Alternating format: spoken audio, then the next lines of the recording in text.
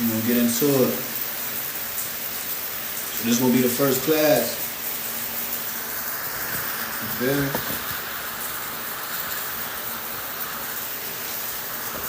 This will be the first class.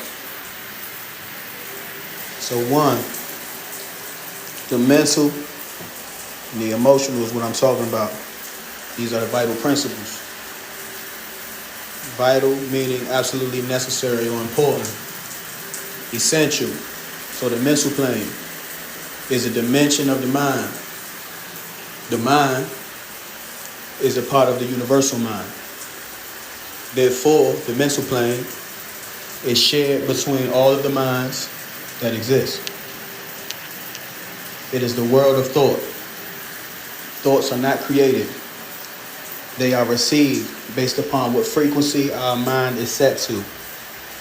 This is what we call a mindset. Each thought, topic, and subject is a frequency. And when you set your mind to these topics, you'll gain the thoughts that are on a similar frequency.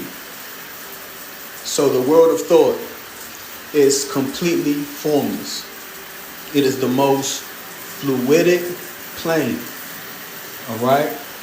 And this will take us into noon. Okay? So we need to know what these things are.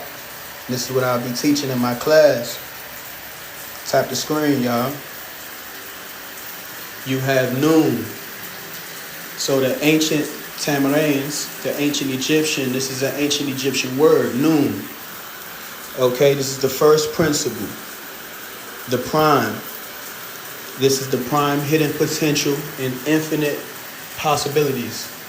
This is the original creative forces of the universe. This would be nature. All right, the black light of the intellect.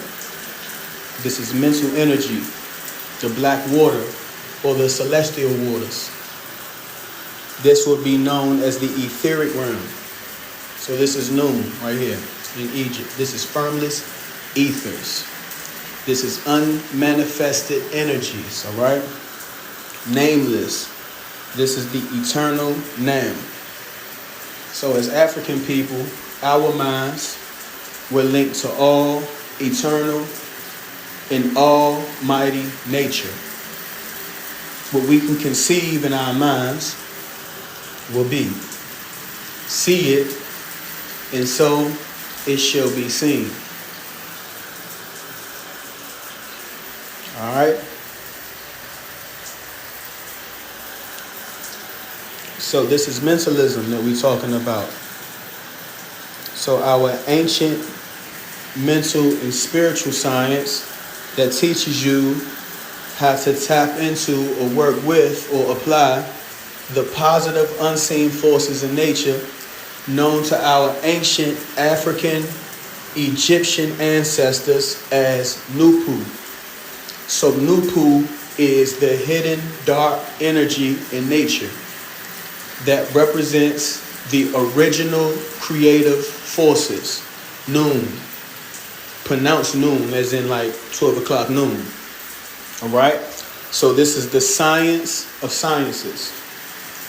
And this is also the way that we children of the sun, Pare, and nature, or nature, as the ancient Africans, also known today as melaninites, this is how we learn to tap into, bring forth, and work with the positive forces in nature.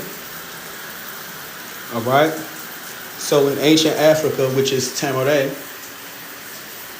in ancient Napata or Nuputa, which is Nubia, which is Kush, we call this science of the black mental magic alchemy.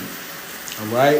As Kemites from Kema, which is a cluster of stars that were created in and of noon. All right, so this is the science. So to the onlookers who did not know or was uninitiated, our science appeared to be magic and spookism. But to the initiated and to the students of the high mysteries, at the time, we always knew about the laws of nature. the Natiru or the Nataru. All right?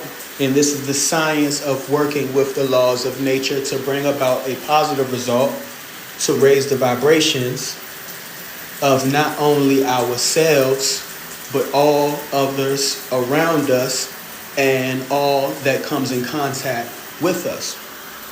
All right? So I'm going through the pictures right now. I'm going to keep it going. Okay, so the people who practice and apply this way of life in this day and time, as the ancient times, are known as alchemists or noonologists, Nupu Noon, electromagnetic energy, known today by the science world.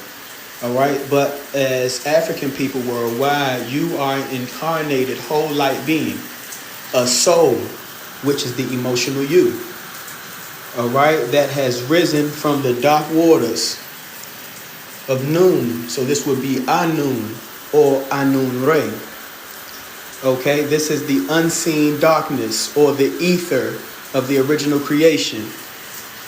Okay, so still it will be created. The mind is the topic. The mind. So creation means growth. All right, we're talking about the mind, mental, that leads into emotional, which is the different realms. And that goes into melanin, or what the science world is calling melanin, because that is a condensed form of light. Okay, and it responds to and interacts with light waves, frequencies, vibrations in its immediate environment. So if we get into hue, which is the attribute of colors, that permits them to be classed as red, yellow, green, blue, or intermediate between the contiguous pair of these colors. All right, like you'll see the visible light spectrum. So we are hue, men, and human, not just the creative force of will as hue, but also the hue, which is the attribute of colors that permit them to be classed as a specific color. So each individual is the mind, not the physical body. So without the mind, the physical body, or even the world, would cease to exist. So the mind is also what we know as the spirit. This is noon, this is ether, this is electromagnetic energy, which is electromagnetism.